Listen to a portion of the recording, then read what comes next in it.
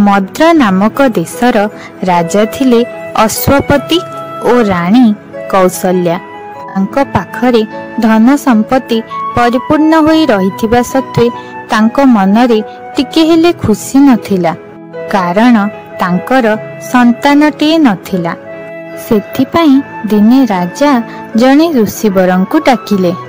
ऋषिवर किछि समय पई ध्यान रे बसिले, तापरे कहिले, राजन, आपणको भाग्य रे पुत्र संतानर जोग नाही, किंतु गोटे उपाय कले आपण कन्या संतानटिए प्राप्त करि परिबे। राजा कहिले, कौन सही उपाय कुहंतु? राजन, आपणको माता सावित्रींकर पूजा करबाकू पड़िबो। तांको आशीर्वाद ही आपण कन्या संतानटिए प्राप्त करिवे। राजा और रानी ऋषिवरंक कथा अनुसार माता सावित्रींकर पूजा कले। तांको पूजारे संतुष्ट होई माता सावित्री तांको कन्या संतानटिए आशीर्वाद रे देले। समय अनुसार रानी कन्या संतानटिकु जन्म देले। माता सावित्रींक आशीर्वादरु ताको प्राप्त करिथिबारु तार नाम देले सावित्री। समयर सहित सावित्री धीरे धीरे बड़ हेला। माता और पिता तार विवाह योग्य बयस हेबा देखि ताको पाखकु डाकिले। ताको कहिले, पुत्री सावित्री, तुमर विवाह हेबार बयस हेलानी। तुमे यथेष्ट बुद्धिमती, तेणु तुमे निज मनोवांछित वरंकु चयन कर। मु तुम सहित तांकर विवाह कराइबी। पितांको कथा अनुसार सावित्री तांको सह मंत्रींकु नहीं राज्य राज्य भ्रमण कले। दिने से गोटे बनरे जने सुंदर युवकंकु काठ हाणुथिबार देखिले। तांकु विवाह करिवे बोली ठीक करी से पितांको निकटकु गले। पितांको पाखरे पहुंची से देखिले सेठारे पिता और मातांको सह देवर्षि नारद भी अछंती। से तांकु प्रणाम जणाइले। सावित्री निज पितांकु सेही बनरे देखिथिबा युवक विषय रे कहिले, आउ तांकु विवाह करिवार इच्छा मध्य प्रकट कले। एतिकी सुनी देवर्षि नारद कहिले, नारायण नारायण। से युवकंकर नाम हेछि सत्यवान। से राजा द्युमद सेनंकर पुत्र। भाग्यवशतः राजांकर चक्षु नष्ट हेबा जोगु तांको ठारू तांको राज्य छिन्न होईगला। तेणु आज से एपरी अवस्था रे अछंती। किंतु राजा कहिले, कौन हेला देवर्षि, किछि चिंतार विषय अछि कि? नारायण नारायण। हाँ राजन, सत्यवानंकर अल्पायु रहिछि। से केवल आउ गोटे वर्ष बंचिबे। एतिकी सुनी राजा कहिले, ना पुत्री सावित्री, एते सबु जानी मु तुम सहित तांकर विवाह कराई परिबी नाही। एतिकी सुनी सावित्री कहिले, ना पिताश्री, आपण एपरी कहंतु नाही। मु तांको निज मनरो पति रूपे वरण करि सारिछि। तांको बिना मु अन्य काहाको विवाह करि परिबी नाही। एतिकी सुनी देवर्षि नारद कहिले, नारायण नारायण। पुत्री सावित्री, गोटे उपाय अछि। तुमे निष्ठार सहित लक्ष्मी नारायणंकर पूजा कर। तुम भक्ति रे संतुष्ट होई से तुम स्वामी को रक्षा करिवे। एहा परे सावित्री और सत्यवानंकर विवाह अनुष्ठित हैला। विवाह परे सावित्री निज स्वामींक सहित कुटीर रे रहिले। से निष्ठार सहित निज पति और सासु ससुरंकर सेवा करिले। सावित्री गोटे गोटे दिन गणुथिले।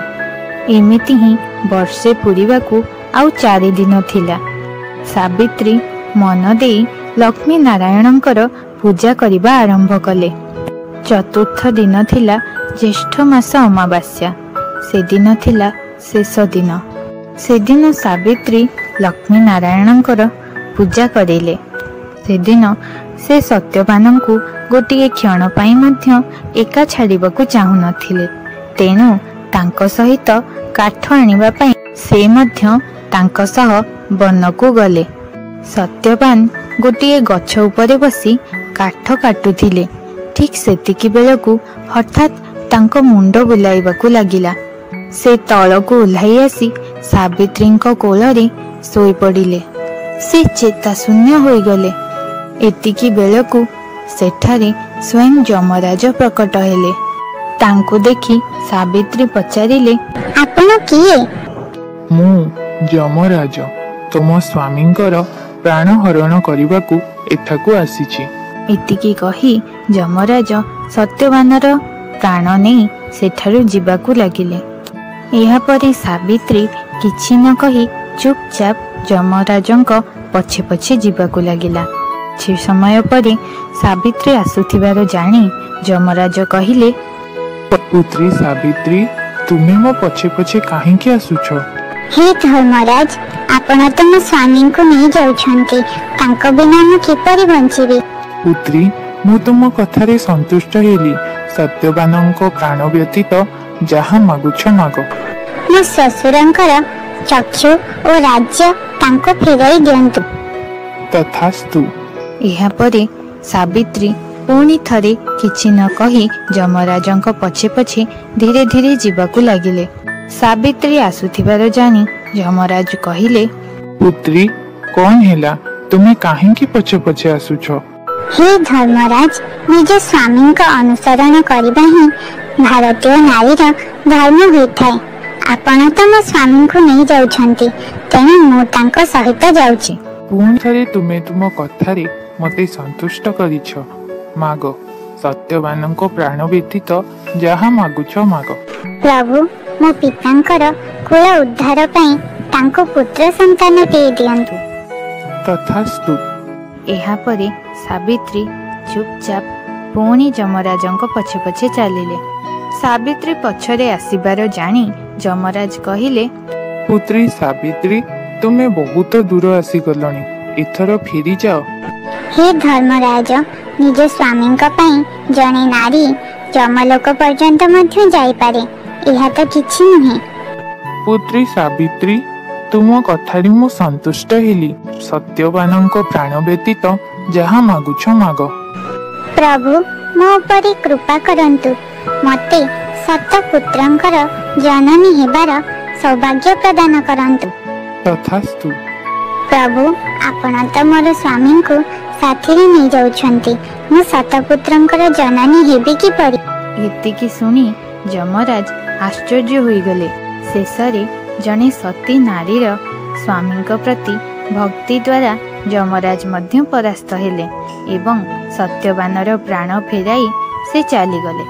ଲକ୍ଷ୍ମୀ ନାରାୟଣଙ୍କ କୃପାରୁ ଏହାପରେ ସାବିତ୍ରୀ ନିଜ ଶାଶୁ ଶ୍ୱଶୁର ଓ ସ୍ୱାମୀ ସତ୍ୟବାନଙ୍କ ସହିତ ସୁଖରେ ସଂସାର କଲେ। ସେହି ଦିନଠାରୁ ଜ୍ୟେଷ୍ଠ ମାସ ଅମାବାସ୍ୟା ଦିନ ପ୍ରତ୍ୟେକ ନାରୀ ସାବିତ୍ରୀଙ୍କ ପରି ନିଜ ସ୍ୱାମୀଙ୍କର ମଙ୍ଗଳ ଚିନ୍ତା କରି ଏବଂ ଦୁଇ କୁଳର ହିତ ପାଇଁ ଲକ୍ଷ୍ମୀ ନାରାୟଣଙ୍କର ପୂଜା ଆରାଧନା କରନ୍ତି। ରିନି, ମିନି, ଏଥର ବୁଝିଲ ତ? ହଁ ମା, ବୁଝିପାରିଲୁ। ଆଚ୍ଛା ସାଙ୍ଗମାନେ, କାହାଣୀ ଭଲ ଲାଗିଥିଲେ ଭିଡ଼ିଓକୁ ଲାଇକ୍ କରନ୍ତୁ। ଏମିତି ଆହୁରି ଭଲ ଭଲ କାହାଣୀ ଦେଖିବା ପାଇଁ ଚ୍ୟାନେଲକୁ ସବସ୍କ୍ରାଇବ୍ କରନ୍ତୁ। ଆଉ ହଁ, ବେଲ୍ ଆଇକନ୍କୁ ପ୍ରେସ୍ କରିବାକୁ ଭୁଲନ୍ତୁ ନାହିଁ। Bye bye.